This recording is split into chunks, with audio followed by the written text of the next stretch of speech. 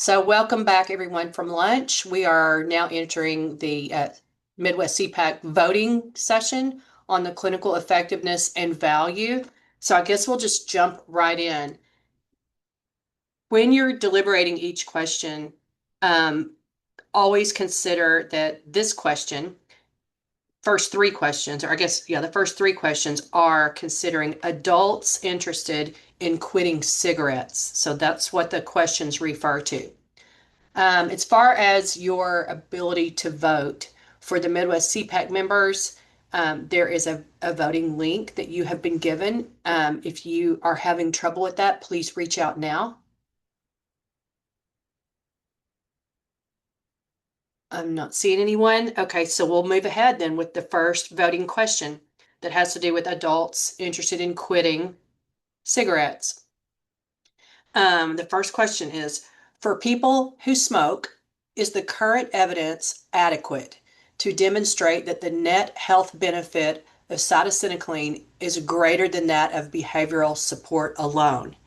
And we want to take advantage of the ICER staff and of the clinical experts and the patient experts during this deliberation. So if anybody has questions before, if you and I would like to invite Jeff to reiterate what the clinical evidence was for this question real briefly. Yeah, if people want to look at the evidence summary, on page 5, table 2 is where the benefits are, and page 8, table 6 is where the harms are relevant for this question. So I think in table 2, the most important finding is in the lower right, the meta-analysis of the two phase 3 randomized trials, the absolute difference in quit rates, so documented biochemically abstinent from weeks 9 through 24, the absolute difference is 16%. And we consider that a substantial benefit in this arena. And then the harms are, again, table 6, the two statistically significant differences were insomnia, where there was a 5% absolute difference, about 11% in the cytisinicline versus 6% in the placebo group, and abnormal dreams, 8% versus 5%. I will note some patients find the abnormal dreams actually to be a good thing, but others don't. And yeah, and in fairness, some people really do not like the dreams. They're really dysphoric. And that's in part why our patient representative I didn't want to take varenicline. She heard from somebody else who took it who had very bad experiences with these dreams. So I don't want to make light of that. But I will say we also have heard the opposite, that some people enjoyed the more vivid dreams. So I think those are the main findings. So is it safe to say or to be thinking about this question as in adults interested in quitting cigarettes, they're adults who would not have otherwise been excluded from the published two trials? Yeah, I mean, certainly this is, I think our vote is probably on the sort of internal validity, the patient population, and it's not the generalizable effectiveness. It's really efficacy in this specific population. Do you believe the drug works? We may have questions about the application. I think that comes up more in the policy roundtables about, as Tim brought up earlier, where it will fit into the armamentarium. Do we use it as first line? Do we require stepping through other things, stuff like that? But that's really a policy question. The first question here is, do you believe it works? Do we have sufficient evidence that the net health benefits, so the benefits of quitting versus the harms of these adverse effects that you see with it? And again, I think it's helpful to put it in context of 50 years use of essentially this compound at a slightly lower dose for a shorter period of time, where we haven't found any surprising adverse events that have come up. So I think we have pretty good confidence that we're not going to have something unusual that shows up after FDA approval in terms of harms. Okay. Any other questions? So Kurt, yeah. Yeah, just a clarifying question. So this is for a single 12-week course. We're not evaluating extending that 12 weeks. We're not looking at subsequent courses. Is that correct? That's correct. We don't have any data there, and especially if it's priced at a very high price point, it's probably going to be challenging to get approval for anything beyond what will be the FDA indication. We don't know what that is, but I imagine it will be 12 weeks based on the clinical trial data. Okay. Yeah, thank you. Probably a good thing to discuss during policy roundtable as far as what happens in those type of situations. The other thing is something that has been brought up a number of times is real life applicability to the clinical studies. And, when I became a pharmacist several years ago, there were more drugs that were on the market that were taken 3 times a day, or even 4 times a day.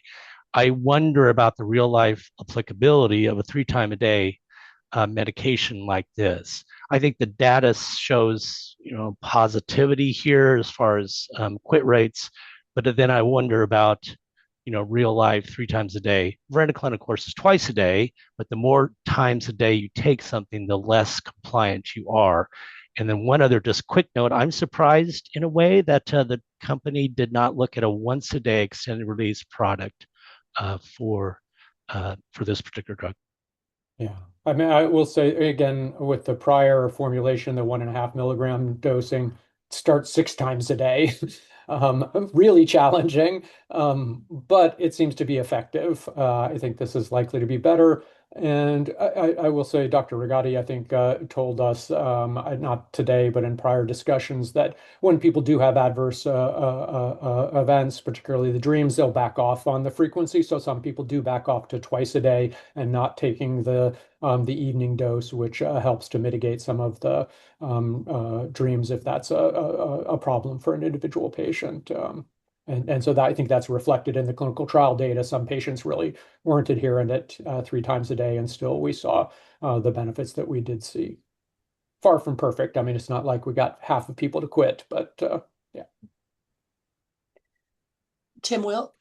Yeah, so Jeff and Dr. Rigatti, thank you.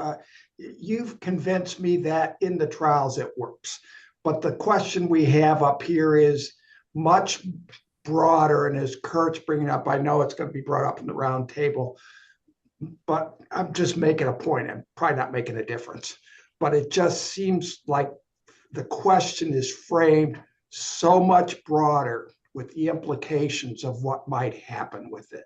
I think it works in the trials. It probably works in more situations, but I have so little evidence of net health benefit for my patient at the VA who walks in and says, "Hey, doc, I've been thinking of quitting. This is not really, and I've never thought about it before. This is not who was studied." So, but I know where I'm going to look. Do you feel that way with varenicline? I'm not asked that question right now, but I'm probably more certain of it with V than I am with C. Let me put it that way. And it's not as much. Yeah, thanks. Can I ask on that, Tim? Because I'm actually pretty interested. So varenicline has been used for much less time than cytosine. What gives you greater certainty about varenicline? I'm looking at just the 2 trials, Why? just Orca 3 and 4, because I'm not asked to vote on the other ones. So, so if that was brought into the evidence, I might think about it a little more, David. Oh, Yeah. well, for what it's worth, we considered it as part of the evidence. Yeah. As we were thinking about it, yeah. We thought that the prior evidence of efficacy of cytosine affected our a priori assumptions about the likelihood that a new form of cytosine would work. Yeah. I mean, I think all those are all, I don't want to bog up this time, but I think those are all fair things. I just haven't dove into that literature and who was included and all that. So I'd be speculating. Again, I think it works. I think it works in the trials that have been there. I'm just having a little more challenging thinking how it's going to go in the armamentarium and the vote here and the implications of a very broad statement. So thanks. Sorry. Nancy? Am I Nancy, allowed to? Am I allowed to speak? Okay. Yes. So I would just point out that So I would agree with the conclusion that you all have that these are not different drugs. This is the same drug, and that the other trials that have found it to be effective have used a shorter course and a lower dose. So, if anything, you might expect the current, that this new drug would have an even better effect than the old trials. And it is the same drug. Agreed. There are only two in a U.S. population, but I just wanted to make that point. And I just wanted to add for a question that someone else had, which was probably not relevant for the answer to this question, but as you might expect, other people have thought that it would be a good idea to have a single day dose of this medicine, and one is being developed. Yeah, and I just want to highlight that. I meant to say that. I mean, I think we have dose response. I didn't present those data, but it clearly worked better at 12 weeks. The 3 milligrams. These trials did have a third arm with 6 week course, which was inferior to the 12-week course, and we just didn't feel like that was as important to present in the allotted time we have. But I think a likely 6 weeks is better than the 4 weeks of the traditional dosing, just as 12 weeks is better than 6 weeks. I think we have dose response data, which also supports the efficacy of the therapy. Okay. So I guess CPAC members, cast your vote, please.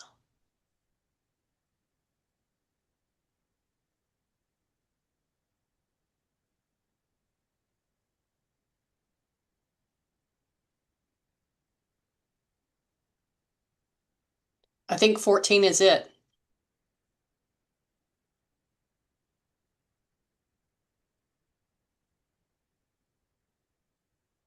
Okay. Next question. For the same population, for people who smoke cigarettes, is the current evidence adequate to demonstrate that the net health benefit of cytisinicline with behavioral support is greater than that of varenicline with behavioral support? Comments or questions first? Well, here I'll jump in with summary first, and then Yes, sorry. Yes, again, thank you. page 6, tables 3.1 and 3.2 are the comparisons of cytisinicline versus varenicline in terms of benefits, continuous abstinence. We have both the risk ratios and the absolute difference, and then the harms are table 7 on page 8. Where the big difference is fewer abnormal dreams with cytisinicline. I mean, excuse me, fewer less nausea with cytisinicline versus varenicline, but otherwise fairly similar. No differences in discontinuations due to adverse events or serious adverse events. And no significant differences between the two in terms of abstinence. Indirect evidence, multiple clinical trials. There are multiple clinical trials of varenicline, as well as the key clinical trials, the ORCA 2 and 3 that we looked at earlier in the prior question. So more uncertainty, but pretty close. Any questions for Jeff? Okay, cast your vote, please.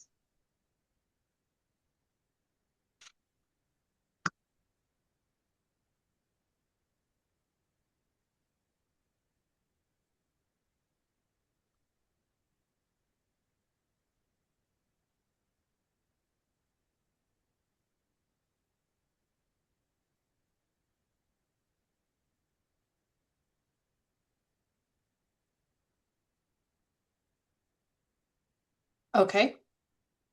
I guess since 13 to 1, we'll not drill down farther on that. Third question. Same population for people who smoke cigarettes. Is the current evidence adequate to support to demonstrate that the net health benefit of cytisinicline with behavioral support is greater than that of electronic cigarettes containing nicotine with behavioral support? Jeff? Yeah, so here we relied on the Cochrane review. We don't have any direct evidence here. And the results are summarized just in text at the bottom of page 6, where the odds ratio for effectiveness was 0.94 with a wide confidence or credible interval. But no evidence of similar outcomes. And then harms are really at the bottom of or on page 9. There were no differences in the network meta-analysis. And short-term e-cigarette use is associated with throat and mouth irritation, headache, cough, and so on. So less data, no head-to-head, indirect comparisons, so much more uncertainty here about the comparative effectiveness.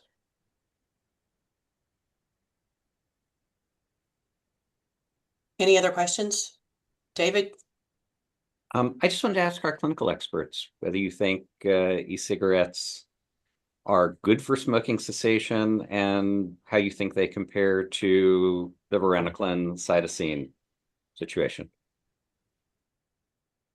I would say that for people who are unable to quit with other medications that have been FDA approved, that they should consider using electronic cigarettes to reduce their harm and help them to abstain from combustible tobacco use. I think the evidence is pretty clear about that.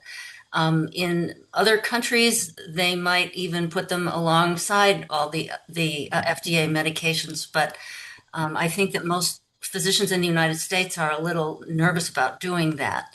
But certainly anybody who has tried and failed to quit many times can certainly might help themselves a lot by switching. But we don't know much about how it will compare to, we know that it seems to be, e-cigarettes seem to be better than nicotine replacement in the meta-analysis, but it's not clear how it compares to varenicline, and I believe there are some trials going on or have gone on about that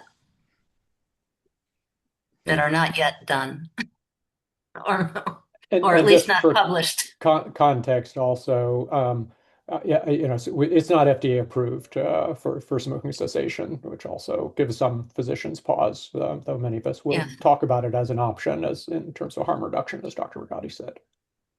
Although it is, I mean, it's worth the point that it is that FDA Center for Tobacco Products authorizes these drugs to be on the market.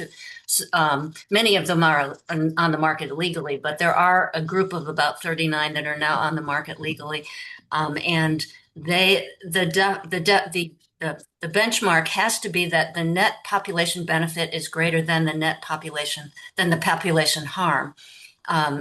When you look at it being available to the population. So since there is no other benefit for smoking, for an e-cigarette than smoking cessation or help reducing risk, it kind of says that the FDA, at least the Center for Tobacco Products, which is different than the medical side of things, feels that the evidence of benefit is greater than harm. And Hayden, feel free to weigh in. I'm not sure that I have anything else to add.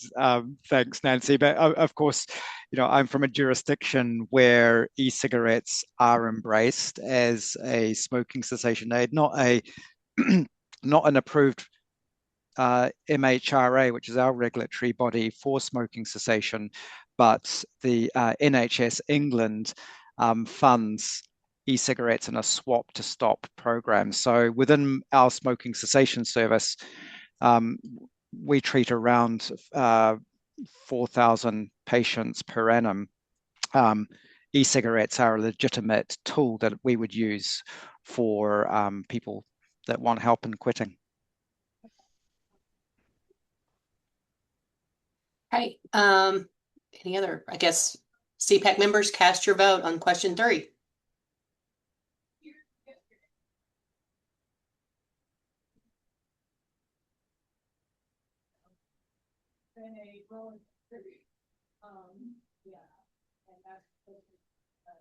Okay, thank you.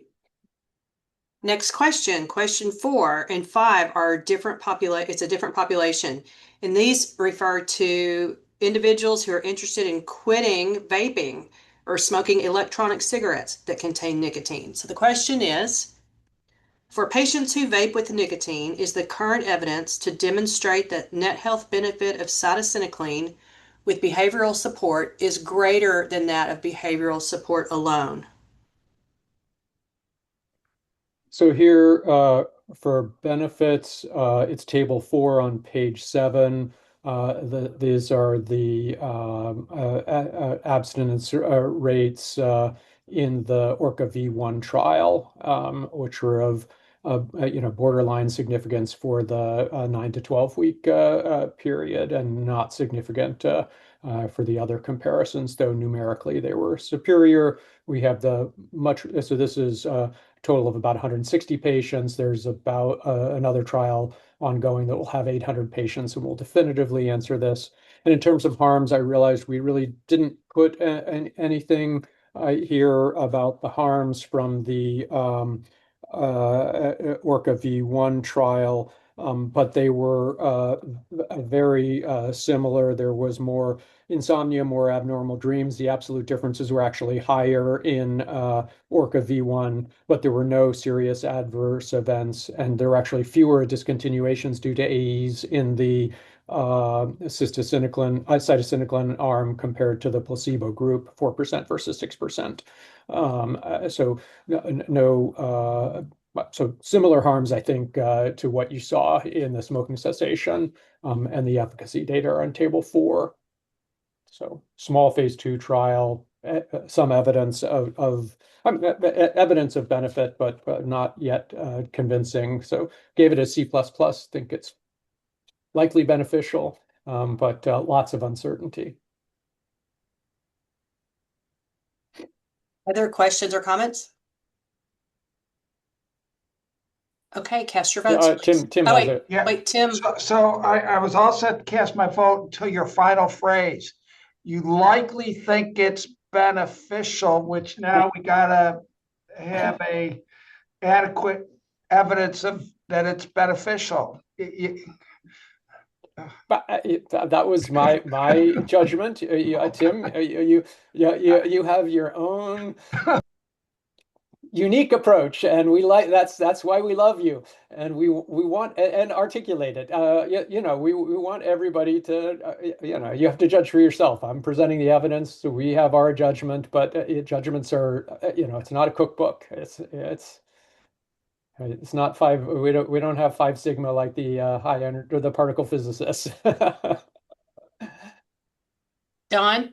Yeah, just briefly, I think the risks of nicotine products, and especially those that have inhalants and flavors, et cetera, are understated, and that's not a criticism. I think there's rapidly evolving evidence about it.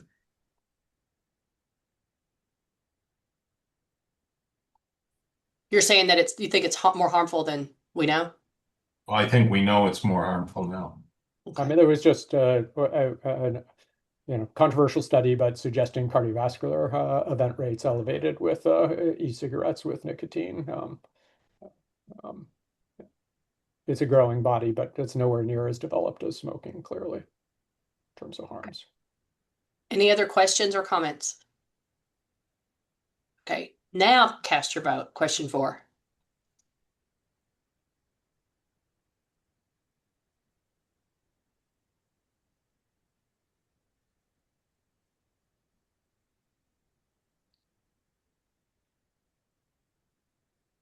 Okay, should we talk about this more, or are we good with this? Sarah, David? I'm just seeing that Judy has a comment, so maybe. Okay, Judy, please speak up. Tell you that I do not do e-cigarettes. And the problem is you're still getting the nicotine intake. I'm trying to get totally away from it. And I have a lot of friends who claim they've quit smoking but they are addicted to the e-cigarette. And I don't see that it's benefiting them health-wise at all. That's just my point of view. But they've been doing this for years, and they think they've quit smoking, but they're still getting the nicotine. And I don't know if you have any questions. I'd be happy to answer them, but I just don't. I believe that eliminating the nicotine totally is the best way to go. Thank you.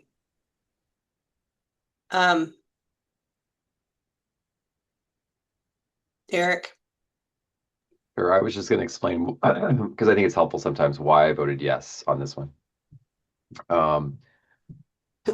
It's a little bit of a, leap of faith, but not too big of a leap in many ways. That I believe that the treatment here treats the nicotine addiction and not necessarily the format or mechanism by which the drug is delivered.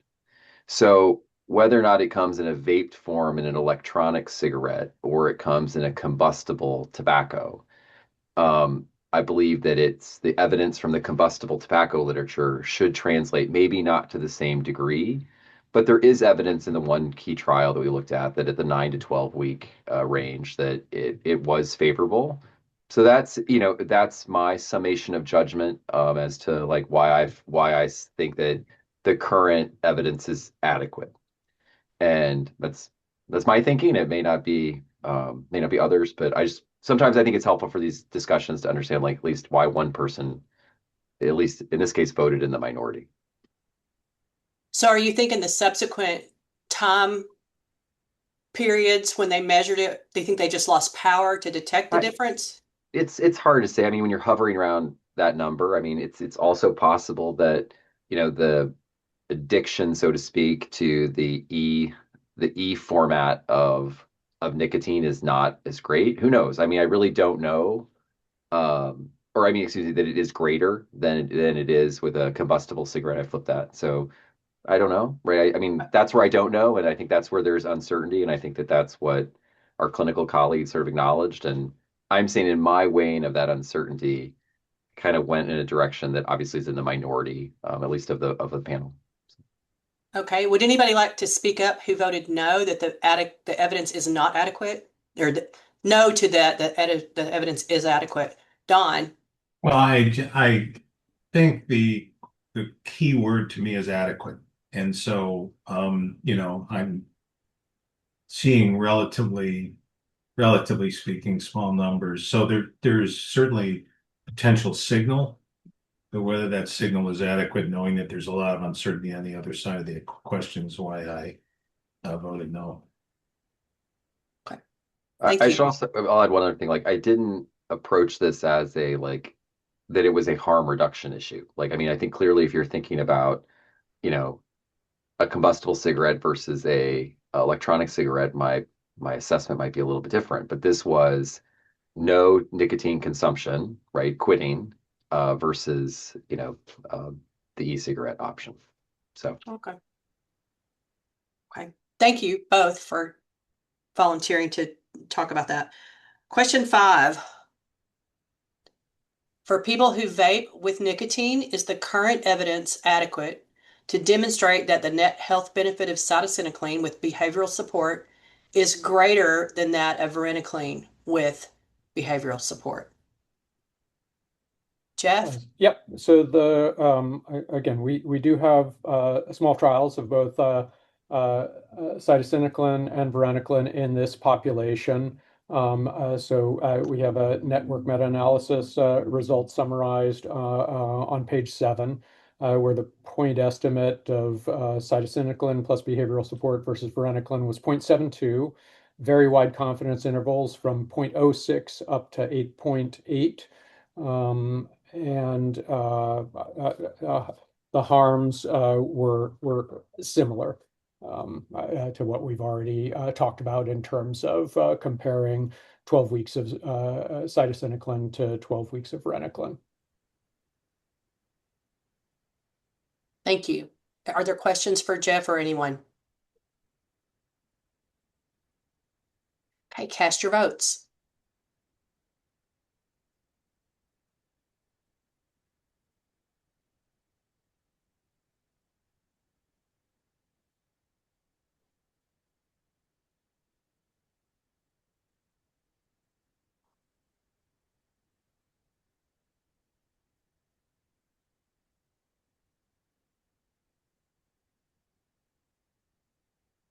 Okay, thank you.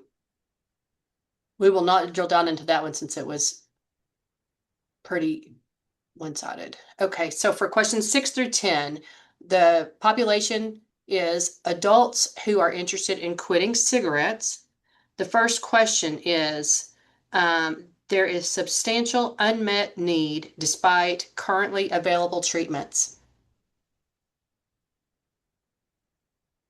So all of these, this next series of questions are addressed in table 14, which runs from page 13 to 14. And the first question is around the substantial unmet need. You can see the absolute shortfalls in terms of EVLYs or QALYs are high, 10, 11 years. The proportional shortfalls are high. There's still a lot of smokers. There's a lot of morbidity associated with smoking. So we felt like this represented substantial unmet need. But Tim can make his own judgment. Other comments or questions? Okay, please cast your vote.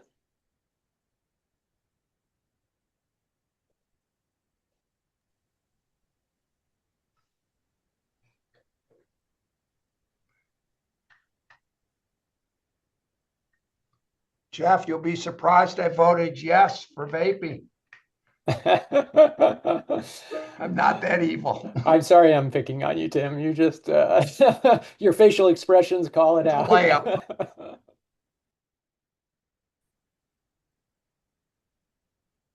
Okay. Thank you. Question 7, or statement 7. This condition is of substantial relevance for people from a racial or ethnic group that has not been equitably served by the healthcare system. So I have a question on this one.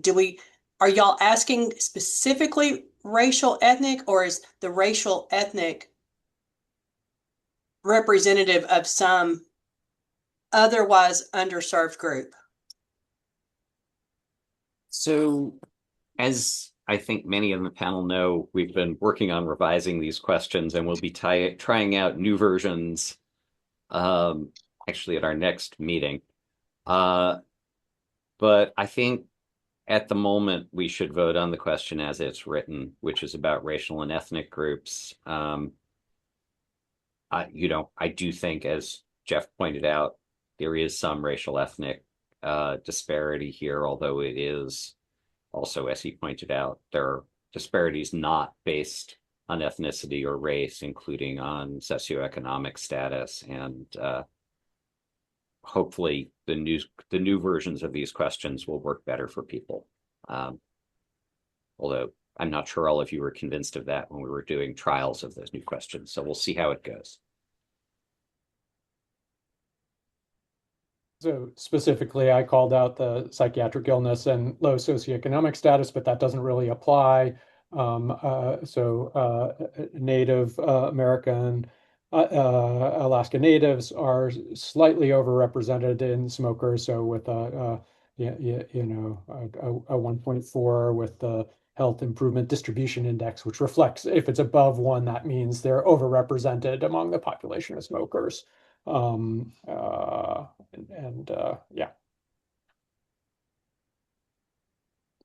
Looks like David has a David? question. Yeah, so because we're talking about racial ethnic group here, can Jeff or the clinical expert can talk about the racial ethnic differences in the access to this kind of smoking cessation program? I'll defer to the experts here, Yes. but I think Dr. Rami is going to. Well, I think I think the access is often tied to your health insurance status and your health insurer. And so there are public health behavioral programs such as telephone quit lines and such things that are available free to everybody, although not as well publicized and not used by large numbers of people. Not large percentages of all smokers, I don't mean not large numbers. And it really depends on your insurance and the copay and, sort of whatever barriers there might be. In some states, like where I live, Massachusetts, Medicaid covers everything. So actually, if you have Medicaid, you have really good access to smoking cessation treatment. But not everybody qualifies for Medicaid, and not everybody has insurance. So it's highly variable. The ACA mandates coverage of these. I think we're Yeah. going to talk about this a little bit more in the policy roundtable, but because the task force gave, I can't remember whether it was an A or B rating, there is mandate. It looks like Sarah wants to talk about that too. Okay. We'll definitely touch on that in the roundtable. Thank you, Jeff. Tim? Yeah, I hesitated to jump in because I didn't want to bias the answer, but Nancy's comment led me to do it. Having done work on insurance for most of my career, the struggle I'm having a little bit with this question, and I know we've debated this in the past.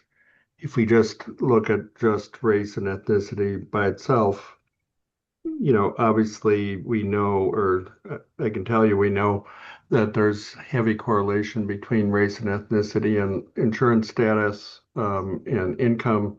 And so, despite the fact that the comment about Medicaid, that's true, there still is really heavy access issues that are correlated with race and ethnicity.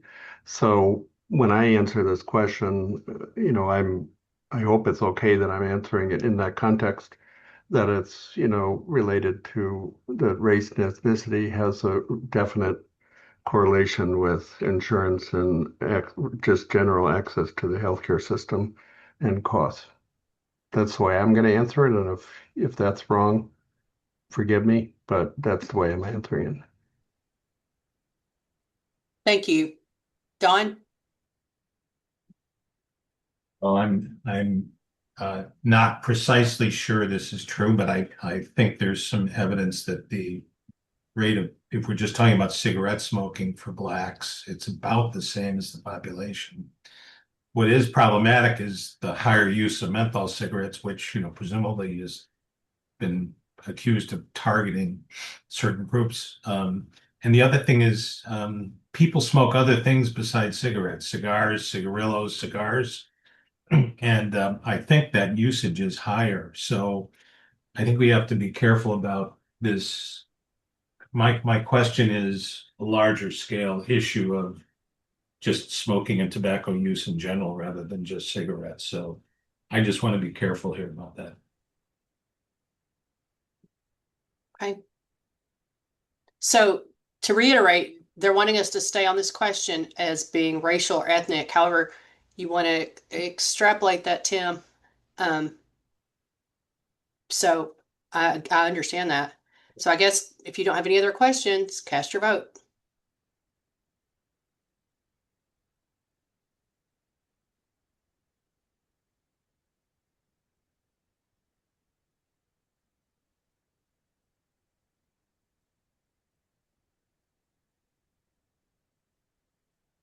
Okay.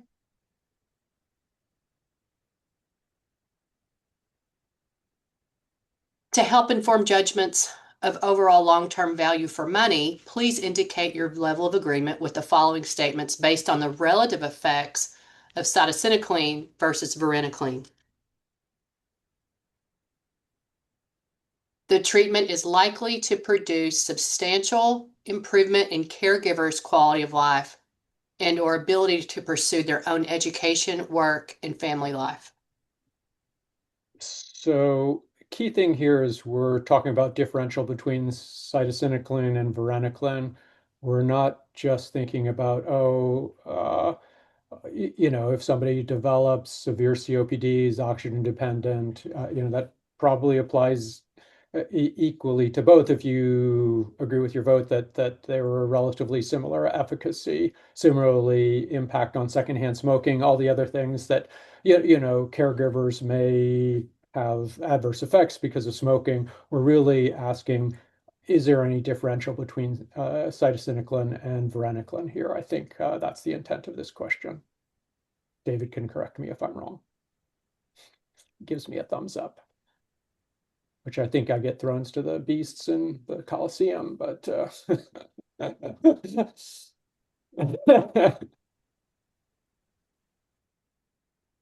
Any questions, comments? Tim McBride?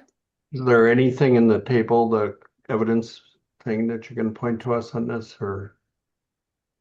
Sorry, I'm on mute. It's on page 14. There is a row for this question, and I think I can't remember. I think we may have updated it a little bit, but we didn't think there was a substantial difference here. But you are free to use your own judgment here. These we're giving you guidance from our read of it, but the value of this public meeting is that you come with different perspectives, and we appreciate people articulating other viewpoints. That's really important. Thank you. Cast your vote, please.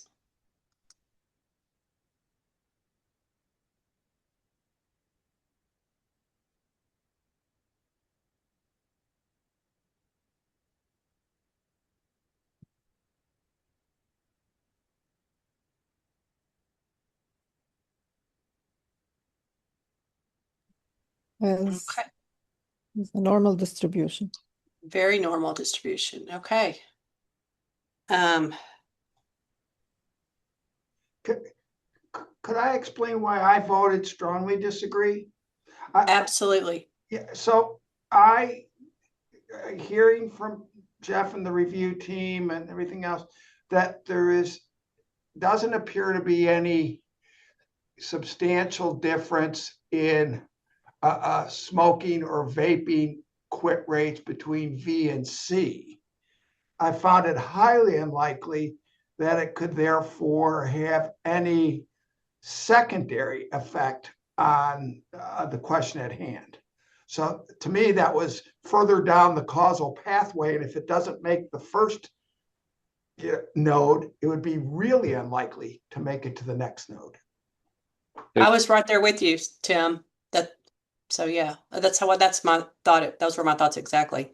So just Eric? to say, one of the problems we've had with answers to this question is that people have been unsure in answering in a situation like that, whether they want to say neutral or strongly disagree. And so we're fixing that as well in our revisions to this. So totally get that, but you may not be disagreeing with people as much as you think you're disagreeing with people. I don't think that Tim was disagreeing with me and I voted yes, or I voted strongly agree. And my reasoning was it had to do with quality of life of the effects of secondhand smoke, right? So reducing the risk that you introduce to a household, caregiver in this case, maybe a spouse or a dependent, who's exposed to secondhand combustible cigarette smoke for years, and the years that you reduce by introducing an effective smoking cessation improves the quality of life of that said person, provided that person that we have just described is not also a smoker and is continuing to smoke. Like there's a number of factors that go into my thinking of this, but I didn't think about sort of the burden of care that we often think about, like, oh, if this person got COPD 10 years later and the caregiver had to provide the normal supportive palliative care. I thought more in the immediate moment or the near term moment of quality of life that people benefit from having clean air in their home, for example, would be the most relevant. So that's my take on it for much more shorter term thinking that we have typically thought about of in other cases of caregiver quality of life. So, like some extrapolations, but that's how I really honed in on what we know very clearly from so much evidence of the negative effects of secondhand smoke. So it didn't really matter to me if the treatment, if it was V or C. It didn't really matter. It was the treatment versus standard of care or no treatment at all. Okay. Other comments? Okay, so question 9. This also has to do with your level of agreement of these statements based on the relative effects of cytisinicline versus varenicline. So one active drug versus another active drug. And that is the treatment offers a substantial opportunity to improve access to effective treatment by means of its mechanism of action or method of delivery.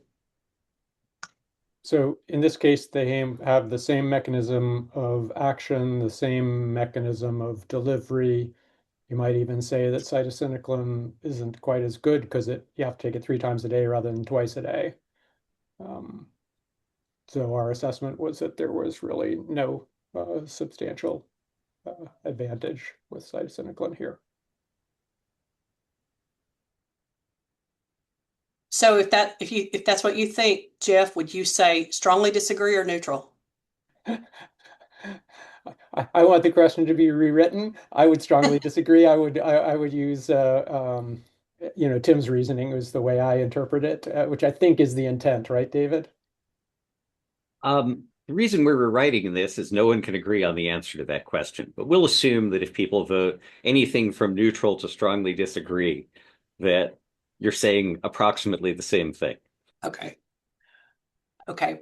Tim McBride? Yeah, now I'm struggling. We all like to beat up on the words in the questions. I'm struggling with the word substantial, but I'm also don't know what the counterfactual is.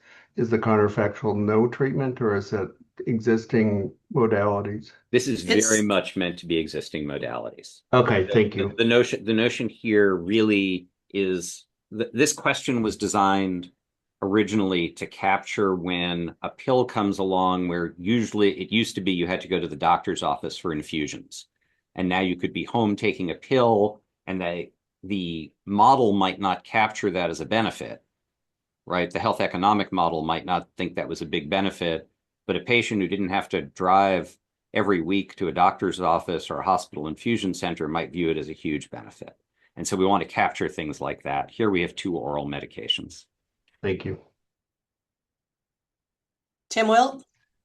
So I'm going to preface it by telling you how I'm going to vote, which is going to be strongly disagree. But I think that's why the question needs to be rewritten, because I do think it, for those who have failed 1, 2, 3, 4, 5 times, this is probably a pretty simple, pretty easy way, maybe costly way that might get a bit of a bump. So I would be bullish on it for the person that says, I've tried V 3 times and I don't want to go back to that. I want something else. I really want to quit. So for me, then I would say strongly agree. But as framed, I'm going to say strongly disagree.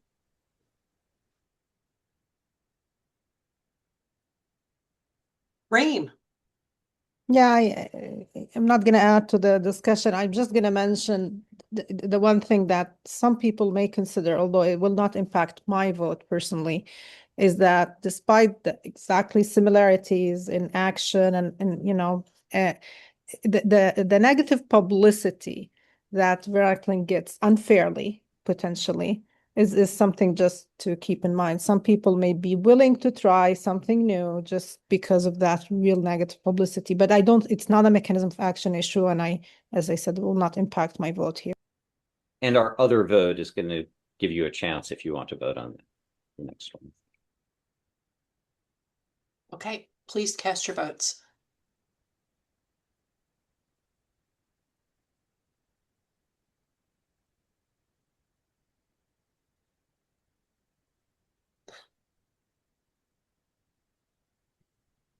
Thank you. Question 10 is a statement. The treatment may increase acceptability and thus uptake among a subset of people who smoke because cytisinicline is derived from the seeds of an acacia plant and can be marketed as a natural medicine. I'm not sure what's happening with the answers there, but there's a problem. why don't we trying to think how we can quickly fix that. If we can't quickly fix that on the voting side to the prior answers, I'd be interested if people have things they'd like the report to reflect, because that's really what this is about, is how much you think their report should reflect that as an important aspect of this or not. So if people have things they'd like to say about that, we can capture it even if we don't have a vote. So meaning, it's a natural product that appeals to some people, even though, tobacco is a natural product, and not all of us think that that's a valid argument, but it certainly resonates with some of our patients. And then I think a point that Reem brought up, that patients really have concerns about varenicline. They're really not based on evidence, but based on internet lore, which has persisted. But this may provide a valuable alternative in those populations, because they'll be willing to make another quit attempt. And as we've heard, each quit attempt, we get some people to quit. So that's a good thing. Okay, so the question has been fixed, but let's keep talking. Kurt? Yeah, I understand the allure of the natural product. I hear that from people I work with and I interact with. But in the end, this product, this drug, will be purified, quantified, and sold as a prescription. And so, assuming that it gets FDA approved, so my guess is that the allure will fade. How quickly, I don't know. But I would also say it would be a different situation had if this product was going to be going over the counter. And now it could be promoted as natural medicine, because then people feel like, in general, they have more control over their own healthcare. Thank you. Heather?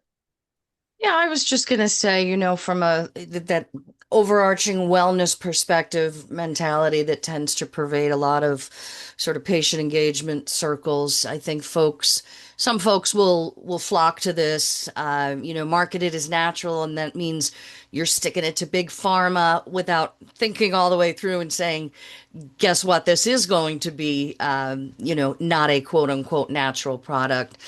So I think there's probably going to be a knee-jerk reaction that this is some sort of natural framing. People will be more willing to try it. I did, Mark, agree when it was fixed, and I was just gonna sort of put that out there before the question was fixed. So thanks. Thank you, Heather. Reem? Yeah, I was gonna say something really more in line with what's been said. I even worry about making this more of a discussion around that it's originally from a natural source or any of that. I think we suffer through health system from some misconceptions, big misconceptions around the issue of natural products. So I would prefer not to make this the focus, because I think it was very eloquently said that Kurt said that it is this allure. Actually, I think there might be unintended harmful consequence by doing that we probably don't want to do. Thanks. Thank you. Don?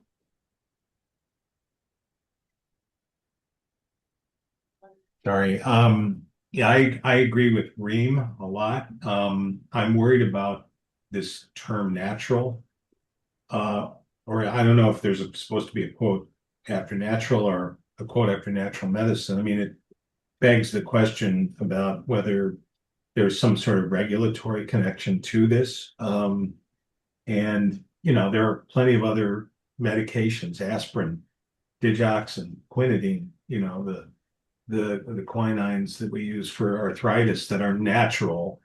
And so I think we don't have a clear definition here of what we mean by that. I mean, I understand it's a marketing issue, but from a scientific standpoint, I have no idea what it means. Good point. I mean, it doesn't mean it's safe. I mean, poison ivy's natural. Eric?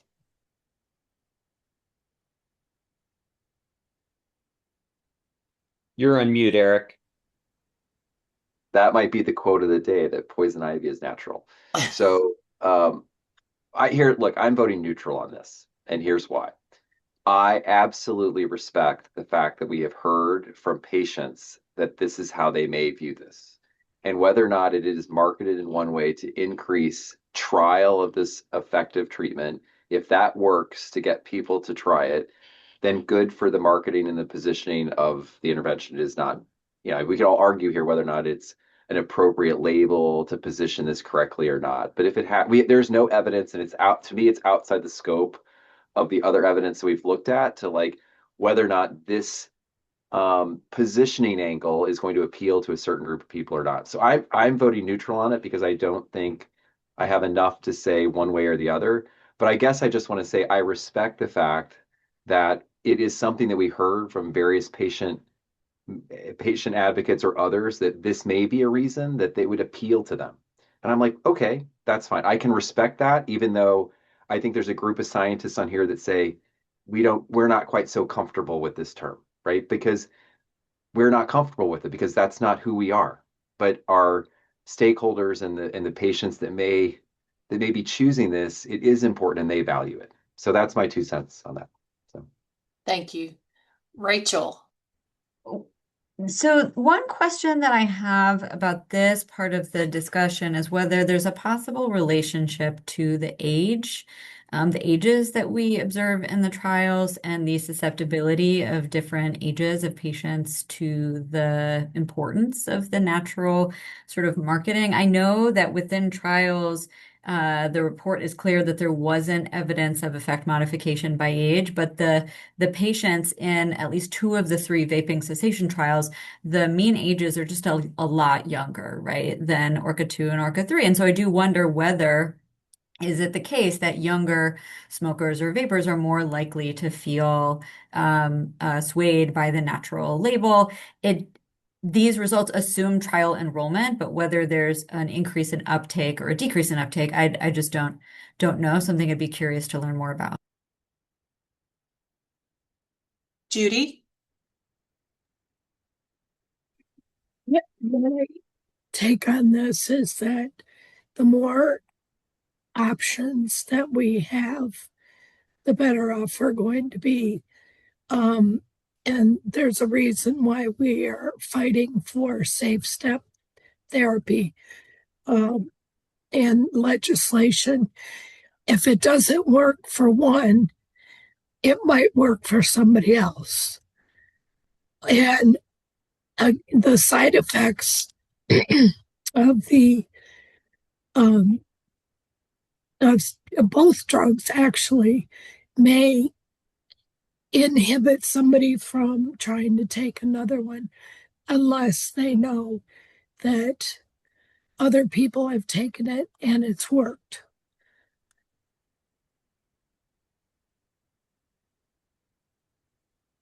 I missed the first thing that you said. You said you're fighting for equal, something about step. What was that? Safe step therapy is in late legislation in, excuse me, Washington and in the state of Ohio where I live. And what that does is allows us to use a medication without having to fail something first. Okay. Okay. So you're trying to fight for this to be on without step therapy. I see. Okay. Any other comments or questions? Thank you for that, Judy. Any other questions or comments? So on statement 10, cast your votes, please.